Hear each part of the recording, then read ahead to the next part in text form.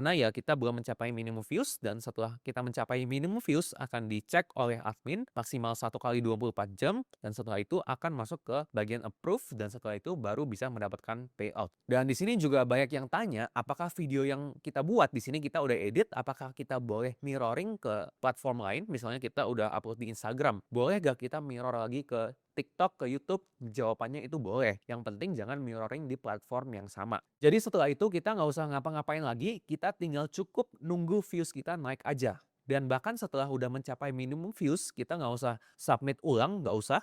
Admin akan dapat notif secara otomatis dan langsung akan secara otomatis mendapatkan payout. Jadi contohnya di sini, ya ini viewsnya masih 6, like-nya masih 1 ya teman-teman. Dan untuk payout kita belum bisa akses, kita harus menunggu minimum views dan setelah itu di-approve oleh admin. Dan di sini views kita ini nggak sebenarnya yes, bisa di-update real time, tapi ada jedanya ya, teman-teman. Di sini ada refresh, di sini kita tinggal klik refresh, ini ada time limit 24 menit. Jadi kalau misalnya kita mau refresh jumlah views kita, ya kita tinggal tunggu dalam jangka waktu ini ya, teman-teman. Jadi ya setelah itu kita langsung aja kita bisa ke bagian analitik, kita bisa lihat total views kita itu berapa. Ini kalau kita setting ke total ya, sepanjang kita menjadi clipper, kita udah berhasil dapetin 515.000 views ya di sini. Dan kenaikannya itu kenaikan di hari tersebut, misalnya di 7 Mei, kita dapat 157.000 views.